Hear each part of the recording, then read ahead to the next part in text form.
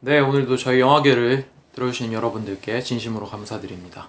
오늘도 제 옆에는 명주, 예, 안녕하세요. 이명주입니다. 그리고 제 옆에 스미스, 네, 안녕하세요. 그리고 저 허효식입니다. 자, 오늘 다룰 영화 아주 괜찮은 영화죠. 머니볼입니다. 머니볼 들어가기에 앞서서요. 네. 일단 저번에 윈터스본 두 분이 댓글 달아주셨는데 길게 네. 효식이가 답장도 해주고 잘 봤어요. 잘 얘기하셔가지고 더 할 말은 없었는데 근데 난 그 얘기는 하나 꼭 해주고 싶었던 게 뭐였냐면은 형한테 추천을 해줬어 내가. 이러이러 해가지고 댓글도 이렇게 써서 형도 한번 봐. 그러고서 딱 줬어. 내가 30분 만에 딜리트 키를 눌렀다고 그랬잖아. 형이 10분 보다가 나오더니 너 나랑 지금 싸우자는 거 아니냐면서 너에게 결투를 신청한다 그래가지고 내가 화들짝 놀랐어요. 그리고 아는 지인한테도 하나 줬는데 우리 다시 안 봤으면 좋겠어요. 뭐 그런 식으로 나한테 이제 얘기를 하더라고. 그 정도라고? 너무 재미없다고. 그런 사람들도 있다는 거를 좀 알아주셨으면 좋겠어요. 이렇게 되면은 너무 리아님이 네. 상처받으시겠는데? 근데 그거 하나는 확실한 거는 컨츄리 문화를 우리가 잘 몰라서 그랬었던 게 좀 있었던 것 같아. 그게 조금 이해가 됐으면은 우리가 좀 더 쉽게 이야기를 풀어나가지 않았을까라는 생각이 조금 들어요. 하여튼 뭐 그렇답니다. 스미스와 저의 의견과는 반영이 된 건 아니고. 예, 반영이 된 건 아니고 제 개인적인 이야기예요. 너무 감사하니까 관심이 있으니까 우리도 대답은 해줘야 될 거 아니야. 네. 하여튼 리아님께서 빠른 시일 내에 영화계에서 또 찾아뵙는 날이 있었으면 좋겠습니다. 저 오늘 머니볼에 대해서 얘기를 할 건데 일단 수상 경력이 아주 화려하죠. 예. 제17회 크리틱스 초이스 시상식에서 각색상, 그리고 46회 전미 비평가협회상 나무주연상, 76회 뉴욕 비평가협회상 각본상 나무주연상, 24회 시카고 비평가협회상 각색상, 그리고 로튼 토마토에서 처음 개봉 당시에 95%를 찍는 놀라운 퍼센트를 보였죠. 감독은 베넷 밀러 감독인데 주요 작품은 뉴욕 크루즈, 카포티, 그리고 최근에 나온 폭스캐쳐가 있겠네요. 저번에 우리가 녹음을 하고 나가면서 프로야구 올스타전을 하이라이트로 보고 있었어. 처음에는 캐치미 이프 유캔을 생각했단 말이야. 너무 할 게 없으니까. 그렇게 있다가 나중에 올스타전 보면서 생각을 하게 된 거지. 얼핏 우리가 얘기를 하다가 이거 다뤘으면 좋겠다 하는 것도 있었고 야구 시즌이기도 하고 이제 맞아. 후반기 접어들었거든 야구도. 맞아. 그런 것도 있고 그리고 여기에 나오는 팀 자체가 후반기서부터 달려요. 그런 것도 좀 부합이 돼서 여러분들이 야구를 아예 모르시더라도 볼만한 영화가 되지 않을까라는 생각에 추천을 하게 됐죠. 내가 본 야구 영화 중에선 제일 재밌는 것 같아. 최고야. 우리나라에도 야구 영화가 몇몇 있잖아. 그 스카우트랄지, 뭐 퍼펙트 게임이나. 뭐 그런 것도 있기는 한데 그닥 우리나라에서는 재미를 많이 못 봤지. 미스터고라고 뭐 고릴라가 나와서 뭐 던지지를 않나 치지 않나. 우리나라도 참 야구 좋아하고 야구 영화 좀 있었는데 스카우트는 그래도 좀 인상적이었던 것 같은데. 스카우트 임창정 나. 임창정의 연기가 좀 인상적이었을 뿐 결국에는 흥행은 잘 하지 못했지. 그래서 베넷 밀러 감독에 대해서 좀 더 얘기를 해주시자면.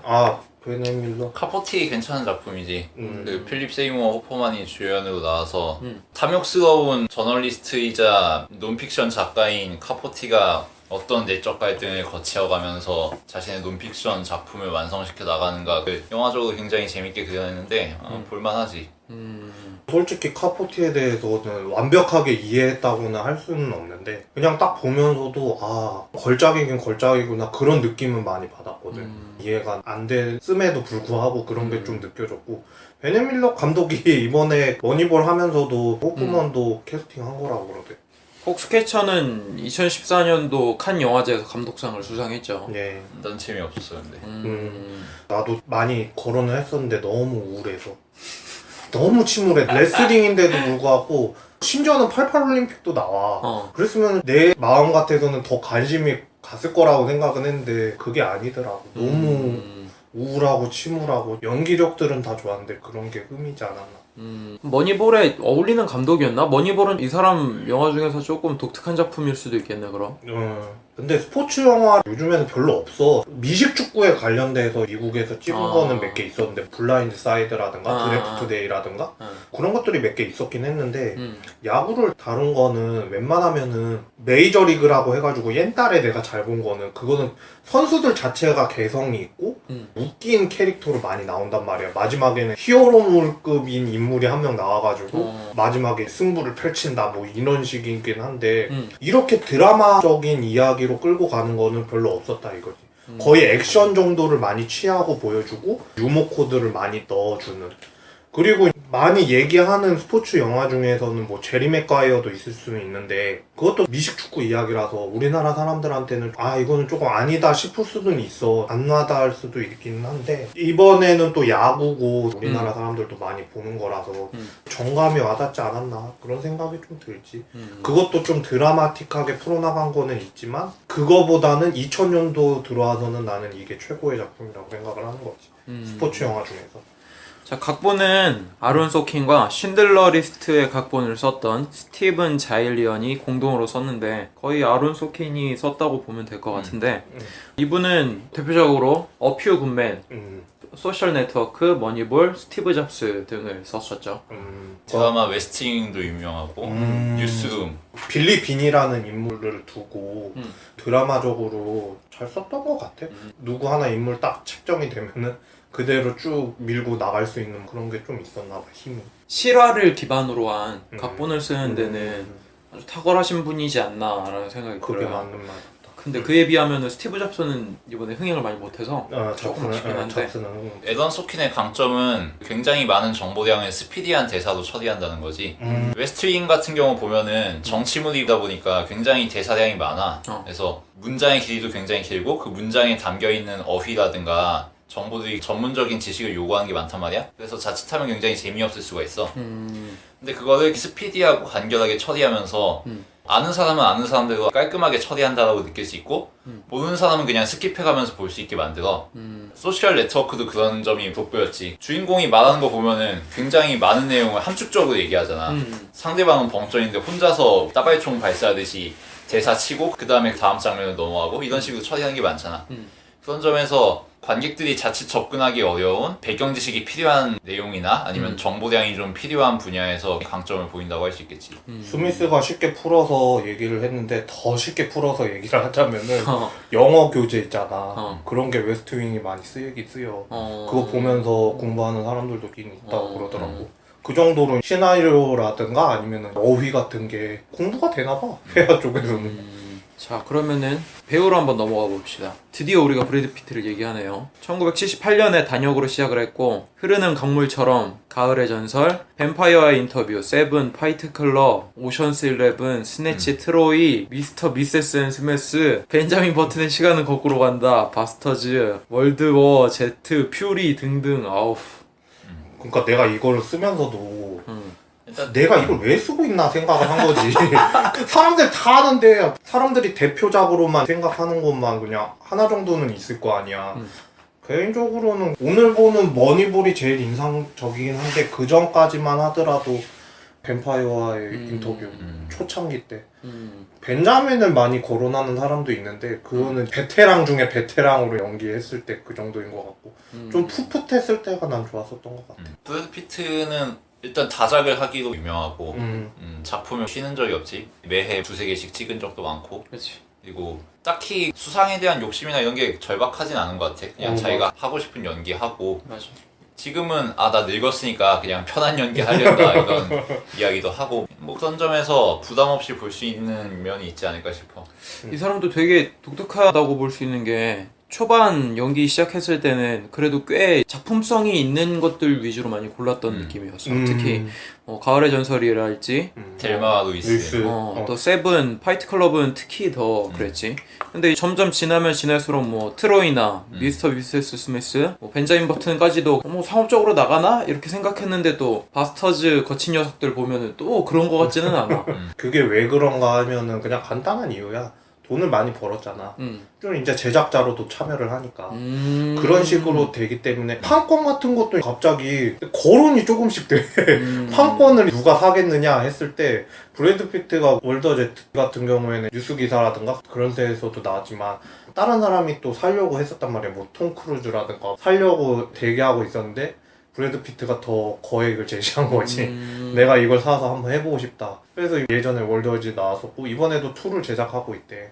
뭐 노예 12년 같은 경우도 브래드 피트가 제작한 거잖아. 자기가 제작하고 자기가 카메오로 나와서 설교하고 요즘에 제작에 참여한 게 오프라 윈프리랑 같이 제작에 참여한 셀마라는 작품이 있어. 마틴 루터 킹 나오는 영화인데 내가 보고 왔지만 나중에 한번 두 명이서는 봤으면 좋겠어. OST가 난 맨 마지막에 나오는 곡이 제일 좋았고 그거를 왜 참여를 했는지 잘 의도적으로 드러나더라고. 브래드 피트는 사생활도 굉장히 모범적인 사람 중에 한 명 아닌가? 이혼은 결혼. 한번 했었고 예전에. 이혼만 빼면 이혼만 빼면은 뭐 그냥 단란하게 가정 이루고 있지 뭐. 졸리랑 결혼 이후에 굉장히 뭔가 사람이 바뀐 것 같아. 그냥. 모범적으로 살고 있다고 알고 있어. 브래드 피트 사생활은 굴욕이 하나 있지. 뭐? 타이슨한테 처맞을 뻔. 진짜? 맞아. 그건 뭐야? 그거 한 타이슨 번 아내하고 썸씽이 있었는데 그때 타이슨한테 걸려가지고 그래서 브래드 피트가 제발 살려주세요. 그렇게 되고. 졸리 만나기 전에? 그런 일이 90년대지 있었구나. 90년대. 타이슨이 그 새끼 나한테 빌던 새끼 뭐 이랬는데 브래드 피트 뭐 딱히 한마디 없어 그거에 대해서. 남의 여자 건들지 맙시다. 좋대요. 자, 그 다음은 피터 브랜드 역의 조나 힐에 대해서 얘기를 했으면 좋을 것 같은데. 여기에서 주요 인물이기도 하지만 이 사람도 옛날서부터 꾸준히 나왔었거든. 단역이라든. 특히나 누구랑 많이 나왔었냐 하면은 에반 올마이티 아시죠? 거의 다 아실 거예요. 듣는 분이시라면은 브루스 올마이티 후속작에서 조연으로 나왔었고 많이 이제 좀 받쳐주는 역할로 나오다가 맞아. 주연도 몇 번 했었대. 그런데 주연한 거 중에서는 내가 각인된 게 없어서 좀 받쳐주는 역할로 많이 나왔었던 걸로 기억을 하고 이번에 머니볼보다는 인상적이게 본 게 더 울프 오브 스트리트. 맞아. 그 레오나르도 디카프리오 같이 친구처럼 마약 빨고 방탕한 생활의 끝을 보여주잖아 둘이서. 근데 둘이서 그걸 이끌어 나가는데 전혀 어색하지가 않아. 그냥 친구 같아. 그냥 전혀 안면이 없었는데 그 영화 뒤로는 더 친해졌을지는 모르겠는데 너무 자연스러운 거 있지. 몸에서 배어나오는. 더 울트 오브 스트리트 맨 처음에 보면은 디카프리오가 삐까뻔쩍한 차 갖고 있으니까 얘가 맨 처음에 접근할 때 저거 네 차냐고, 너 얼마나 버냐고, 나 지금 일 때려칠 테니까 같이 일 좀 하게 해달라고 한 다음에 같이 막 술하고 막 마약하고 그냥 영화 끝까지 아주 그냥 난동을 치잖아. 근데 너무 둘이 잘 어울려갖고 나중에 결국 트롤링하지. 그때 너무 재밌었어 그때. 근데 머니볼 찍을 당시에는 진짜 초심으로 돌아가서 찍은 거나 다름이 없었대. 신인급처럼 그렇게 돼 있어서 그때 당시에는 사람들이 아니 브래드 피트를 필적할 왜 얘를 쓰느냐 그런 논란이 많았었대는데 나중에 보고서는 정말 잘 썼구나 그런 이야기를 많이 했다고 그러더라고. 여기서도 진짜 신인 같은 느낌으로 보이긴 했어. 익히 얼굴은 좀 알고 있었는데 뭔가 연기하는 게 진짜 신입 같은 느낌? 찐따 연기. 찐따 연기인데 밀리지는 않는 그런 거는 좀 있었던 것 같아. 찐따지만 너무 자기 주관이 확실하고 믿음이 있는 자기에 대한.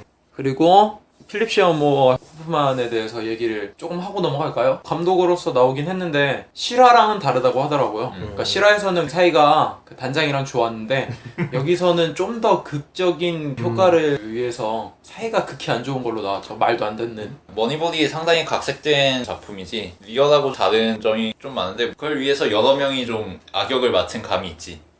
근데 그 악역을 맡은 게 굉장히 효과적이었기 때문에 이게 더 부각이 되지 않았나 그런 생각이 좀 들긴 하지. 아니 근데 이때 감독 모습 보면은 또 색달라서 좀 마르게 나오잖아.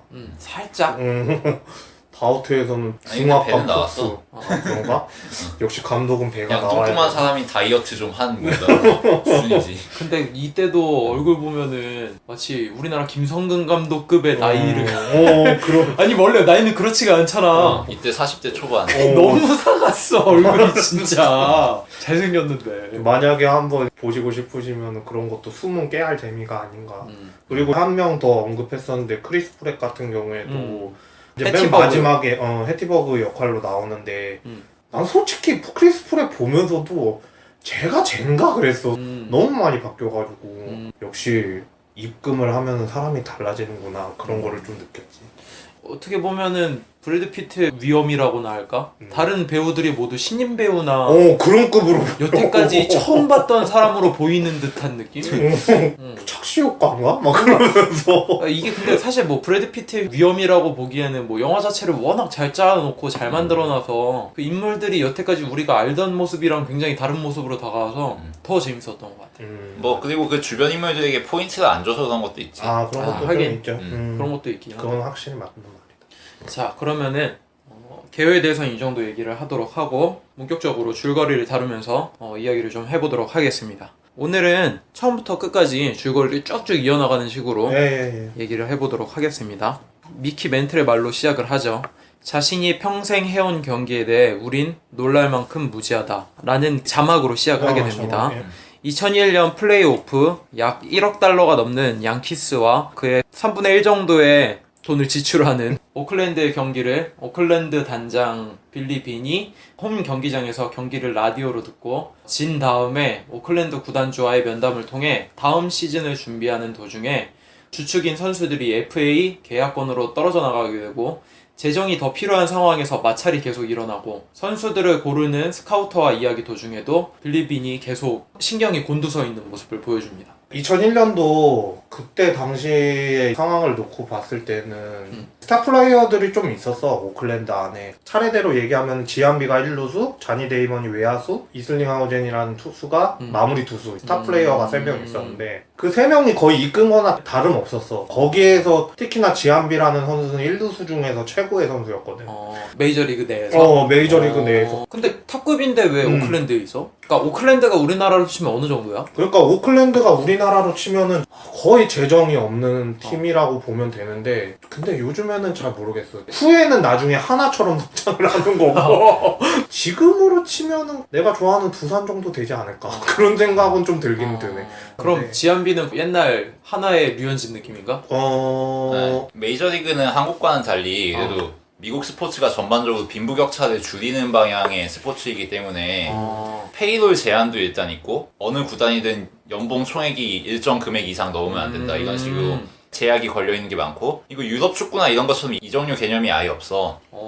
돈을 크게 주고서 빅딜 해가지고 선수들 사고 팔고 이런 게 아니라 트레이드 시스템이란 말이야. 자기들 선수를 다른 팀의 선수와 바꿔서 교환하는 식으로 분배가 일어나니까 생각보다 빈부격차가 그렇게까지 크게 작용하진 않는단 말이야. 그리고 하위권 클럽들은 드래프트에서 우선순위를 가져갈 수 있어. 신인 드래프트에서 우선순위를 가져갈 수 있기 때문에 그런 경우도 있어. 일부러 이 시즌 망했다 싶으면 그 시즌 던져버리고 최하위로 나가서 그 다음 시즌에 뭐 전국적인 지명도를 가진 유망주다. 그러면 바로 자기가 1픽으로 꼽는 거지. 아니 근데 아무리 그 빈부격차가 안 난다고 그래도 한 팀에 3분의 1 정도에 밖에 연봉을 못 주는 팀인데 이 정도면 빈부격차 나는 거 아니야 사실? 한국보단 나은 거지. 그래도. 한국보단 나? 심지어는 그러니까 그런 재정적인 빈부격차가 나도 할 만한 여지가 있다 이거지. 그리고 심지어는 양키스 같은 경우에는 사치세라고 해서 낸단 말이야.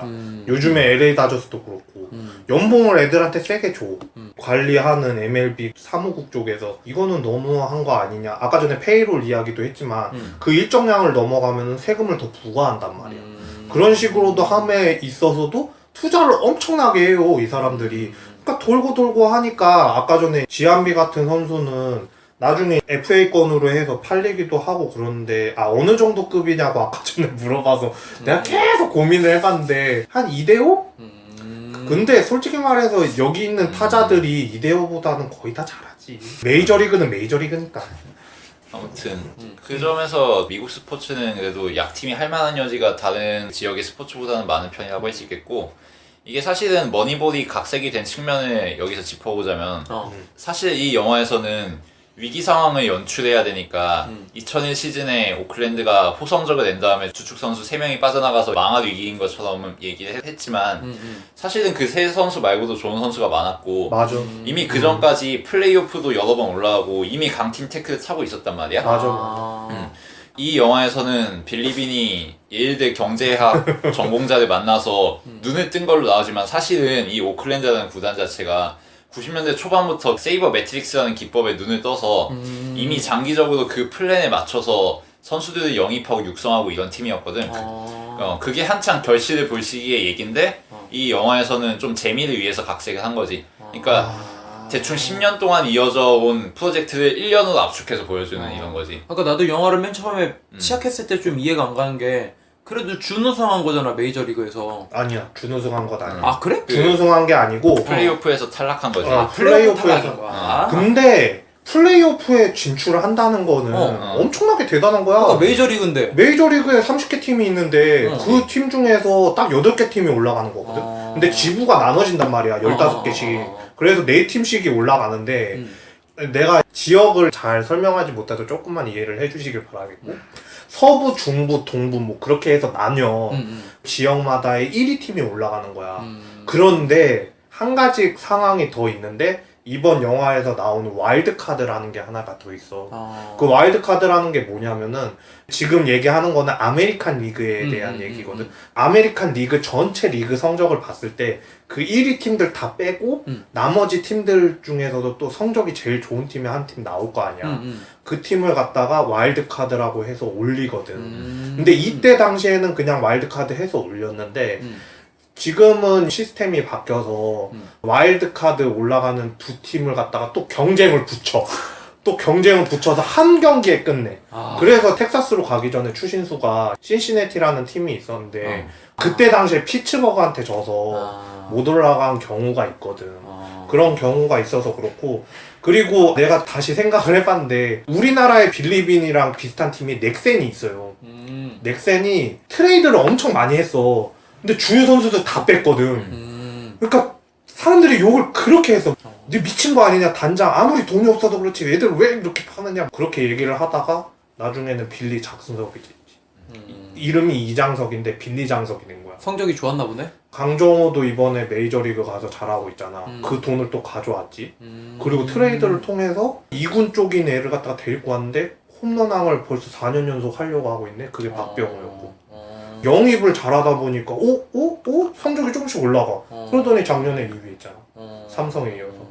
그러니까 이게 사실 영화를 잘 아는 사람들이 보면 그렇게까지 위기가 아닌데 왜 저렇게 막 단장이 승질을 내고 스카우트랑 회의할 때 왜 저렇게 잔소리를 할까 생각을 할 수도 있는데 나 같은 야구 잘 모르는 사람들이 보면 오히려 저 안 좋은 일이구나 막 이러면서 봤거든 나는. 그래서 이런 거구나. 그리고 스미스가 얘기한 거 조금 더 추가적으로 설명을 하자면은 선수들 중에서 팀 워드슨이라는 애가 있고 베리지토라는 애가 있고 달타냥처럼 삼총사인 애들이 있었거든. 그때 당시에 엄청 잘 던졌거든. 투수진이 좋았지. 투수진이 장난이 아니었어요. 얄짤이 없어가지고 커브가 포포스처럼 이렇게 떨어진다고 해서 아니 4대 막으로도 있었어. 진짜 하이라이트 영상 있으니까 한번 보세요. 베리지토 한번 치고 그 사람이 얼마나 유명한 사람인지 나중에는 싸이 영상 받았지. 싸이 영상도 받고 1억 달러 받고 팔리기도 하고 그랬어.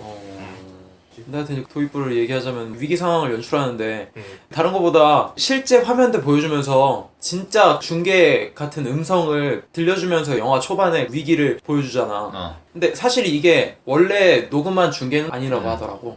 근데 사실 되게 효과적인 거지. 이렇게 해버리면은 말 그대로 실화 자체를 보여주니까 이거 되게 엄청난 위기였었겠구나 라고 하는 동기부여 같은 거를 확실하게 족밥팀이구나 그렇게 됐지. 그렇게 돼버렸어. 그걸 확실하게 잘 보여주는 수단이었어서 처음에 굉장히 몰입이 잘 됐어요. 다음 내용으로 이어가겠습니다. 진행자에 이어서 그냥 내가 오늘은 그냥 외적인 이야기도 되게 많이 할 것 같아서 그냥 내가 줄여서 이야기를 할게. 스카우터랑 얘기도 하고 많이 마찰이 있다가 나중에는 고등학교 시절에 빌리빈의 모습이 잠깐 나와. 회상을 하면서 애틀란타 브레이브스라는 팀으로 가면서 트레이드 건으로 갖다가 이제 얘기를 하려고 운전하는 도중에 그렇게 되고 애틀란타에 도착을 했을 때 피터 브랜드라는 인물을 만나게 되지. 근데 그 피터 브랜드라는 인물이 애틀란타 당장한테 얘는 안 된다 얘는 안 된다 그러다가 나는 얘는 못 팔겠어. 말을 듣는 거를 보고 유심히 쳐다보게 된 빌리빈이 피터 브랜드한테 가서 왜 단장이 네가 말하니까 다 듣느냐 그런 식으로 얘기를 한 다음에 여러 가지 이야기를 하고 스카우트를 하게 되지 피터 브랜드를. 그리고 어떤 시스템으로 가는 게 중요한가에 대해서 조금씩 이야기가 나오게 되고 나중에 스카우터들하고 만나는 자리에서 빌리빈이 자신이 내세우는 선수들을 갖다가 화이트보드에다가 척척 붙이기 시작을 하지. 이제 여기까지가 초반 거의 마지막 부분이라고 생각을 하면 좋겠네. 그러니까 정리하자면 빌리빈이 선수 거래하려고 다른 팀에 갔는데 그 팀의 단장이 자기 주관이 아니라 전혀 듣도 보도 못한 뚱뚱보놈의 말을 들어서 모든 판단을 결정하니까 신기해서 노하우를 전수 받은 뭐 이런 얘기지. 다른 것보다 빌리빈이 피터 브랜드를 영입할 때 물어보는 거 있잖아. 만약에 너였으면은 나를 스카우트 몇 순위에 넣었을 거냐. 그때 당연히 마지막이라고 당신은 그 얘기했을 때 오케이 너 영입할 거니까 데려와 이거 한 이유가 뭐 여러 가지가 있겠지만 이 사람은 냉정해야 되는 사람이잖아. 누구를 영입하고 버리고 할 때 그게 너무나도 빈번한 게 프로 세계인 거고 말을 내가 이 사람한테 사바사바를 잘하면은 나를 지금 영입시켜줄 수도 있는 사람인 거잖아. 피터 입장에서. 그러니까 뭔가 입에 발린 말이나 냉정하지 않을 말을 할 법도 한데 그냥 냉정하게 나 같으면 너 영입 안 한다 그러잖아. 처음에 했지. 뭐 저였으면 뽑겠어요. 그러니까 빌리빈이 뭔 개소리야. 솔직하게 얘기해봐 이러니까. 솔직하게 얘기하면은 연복 서쳐 뭐 이렇게 얘기한 거지. 실순위로 뽑아드릴게요. 그걸 내가 봤을 때 두 가지 감정이 오갔을 것 같아. 브래드 피트 생각에서는 자기가 자기 과거를 후회하고 있잖아 사실. 그리고 그걸 만회해보려고 지금 이러고 있는 거고. 그렇죠. 그러기 위해서는 그때 당시의 과거를 생각했을 때 확실한 결정을 내려줄 사람이 누군가 필요한 거잖아. 얘면은 이런 스카우트면은 나 같은 상처를 받을 사람이 또 생기지 않겠다. 그런 생각이랑 얘 입장에서는 아무리 뭐 상사고 뭐라고 해도 나는 직업이고 일이니까 얘기는 해야 되니까 이 사람에 대한 신뢰도 올라가는 그런 대답이 아니었을까. 그냥 지나갈 수 있는데 나한테 되게 인상 깊더라고 사실. 나는 이 영화 자체가 사실은 야구 영화가 아니라고 생각해. 야구가 소재긴 하지만 일반적인 야구 영화, 야구 만화, 야구 드라마를 생각해봐. 그런 거면은 어떤 식이야? 주인공은 일단 단장이 아니야. 선수지. 뭐 투수든 타자든. 그리고 팀은 위기에 몰려. 자기 빼고는 경기가 안 되는 팀이야. 그래서 위기의 순간에 자기가 등판하든지 타석에 들어서든지 해서 홈런을 치고 삼진을 잡아내고 그렇게 해서 위아더 월드 우리는 해냈어. 이런 게 일반적인 스포츠 드라마 아니야. 아까 명주가 요즘은 스포츠 드라마가 없다고 했는데 그게 맞는 얘기인 게 요즘은 이런 식의 일반적인 스포츠 드라마 스토리가 안 먹히거든. 유치하니까 다들 익숙해졌고. 근데 이 영화는 그런 스포츠 드라마를 일단 부정하는 데서 시작한단 말이야. 빌리빈이라는 인물의 과거를 통해서 얘는 모든 프로구단의 주목을 받았고 인기를 얻었고 누구나 성공할 거라고 생각했지만 결국은 실패하는 인물이란 말이야. 그거에 대해서 그리고 과거의 추억팔이로 연명을 할 법한데 이 인물은 그게 아니라 자기 과거를 부정하고 넘어간다는 거지. 피터 브랜드와 전화를 하는 과정에서 나의 과거는 잘못됐다는 걸 인정하고 넘어가는 거잖아. 그 점이 일반적인 야구 드라마하고는 완전히 다른 거지. 자기가 틀렸다는 거를 긍정하는 순간에 새로운 자신이 태어나는 거지 말하자면. 확실히 맞는 말 같아. 진짜 설명을 엄청나게 잘해준 것 같고 나는 다른 쪽으로 얘기를 해주자면은 출루율에 대한 이야기를 많이 해. 출루율이 왜 중요하냐면은 일단 나가야 돼. 나가서 점수를 따야 돼. 축구 중에서 골 결정력이 좋아야 하는 것만큼. 그런데 골 결정력이 좋으려면은 뒤에서 또 뭐 패스를 해주는 애라든가 아니면은 페널티 에어리 안으로 들어가야 되는 거 아니야. 들어가가지고 뭔가 하나를 해내야 되는 거 아니야. 그런 것처럼 루상에 나가야 돼 사람이. 그게 중요하다라는 거가 여기에서는 좀 각인이 되기는 한데 결국에는 출루율이라는 게 데이터 야구라는 거를 갖다가 대변을 해주는 거거든. 경제학도라는 게 나는 여기에서 숫자에 대한 개념을 갖다가 얘가 정리를 해서 나중에 데이터를 쫙 뽑아서 보여주잖아. 그런 것도 물론 90년대서부터 쭉 이어온 시스템을 하나씩 정착해오는 거의 일환이긴 하지만 그 안에서는 짧게 함축해서 잘 보여줘야 된단 말이야. 그런 부분에 있어서는 잘 보여줬다고 생각을 하고 한 번씩 카리스마를 보여주는 거지. 내가 단장이오. 근데 단장의 권한이 되게 세긴 세거든. 자기가 하겠다고 그러면은 감독도 못 말려. 근데 궁금한 게 있는데 안타를 잘 치면 당연히 잘 나가겠지. 근데 뭔가 이상하게 데드볼이나 볼넷으로 나가는 선수들이 있어? 이상하지만큼 그렇게 잘 되는 사람들이 그런 있어? 경우에는 선구안이 좋은 거지. 그렇지. 한 명 예를 들어주자면은 추신수가 이번에 텍사스로 간 이유가 출루율이야. 왜냐하면은 메이저리그에서는 출루율 되게 높게 따지거든. 우리나라에서는 그렇게 따지지는 않는데 조이 보토라고 같은 신시내티에 있었을 때 동료가 한 명 있었는데 그 선수는 나오자마자 하면은 너무 잘 나가니까 선구안이 너무 좋다 보니까 심판들도 헷갈려 하는 거야. 막. 그래? 심판들도 헷갈려 하는 거야. 잘 봤나 잘못 봤나? 스트라이크 존이 얘는 조그만하게 보이는 거야. 원래 넓게 봐야 되잖아. 근데 좁게 보이는 거야. 그러니까 무조건 높게만 받으면은 그냥 볼이라고 하는 거야. 그 선수가 서 있으면은. 추신수도 선구안이 좋아서 출루를 많이 했지. 그러니까 안타율과는 다른 거구만. 그렇지. 이런 경우에는 안타도 어느 정도는 잘 때려야 출루율이 물론 보장이 되는데 기본적으로 그렇게 급한 스윙은 안 하고 자기가 좋아 보인다 싶을 때 성급하게 휘두르지 않고 끈기 있게 상대 투수와 볼 카운트 싸움을 계속 이어나가면서 침착하게 자기가 필요한 공을 기다리는 이런 선수들이 보통 출塁좋지. 위험하다 싶으면 파울로 잘 끊어내고. 다음부터는 2부에서 얘기를 하는 게 좋을 것 같아요. 아, 예. 네. 2부에서 뵙도록 하겠습니다.